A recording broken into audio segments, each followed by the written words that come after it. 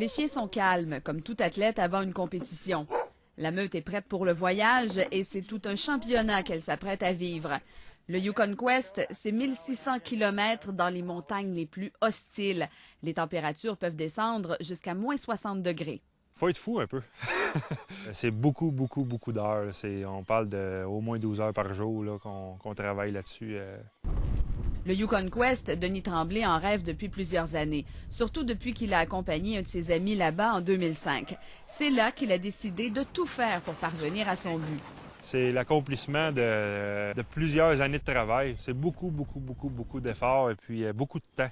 Ça demande beaucoup de sacrifices. La compétition n'a rien d'une balade et il le sait. Même s'il est bien préparé, reste quand même certains points d'inquiétude, surtout dans la deuxième moitié du parcours. C'est des secteurs très dangereux parce que la rivière n'est pas gelée, les trails sont vraiment pas évidentes. Et les balises, c'est des sections qu'on essaye de passer ça de nuit pour être capable de localiser les balises. C'est déjà arrivé qu'il y a des mocheurs qui n'ont pas pu continuer la course à cause qu'ils étaient tombés dans une rivière. C'est sûr que je veux pas qu'il arrive ce qui est arrivé à son ami, geler les doigts, des choses comme ça.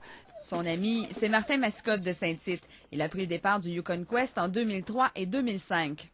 C'est inscrit dans ma mémoire pour toujours. Là. Au retour, on a dû lui amputer un bout de doigt. Il faut que tu te limites à un certain moment donné. Il ne faut pas qu'il aille faire un petit peu ce que moi j'ai fait, attendre la dernière minute pour se reposer. Il faut que tu commences la course en prenant des temps de repos. Uniquement pour le Yukon Quest, les chiens auront besoin de 1500 bottines comme celle-ci pour protéger leurs pattes.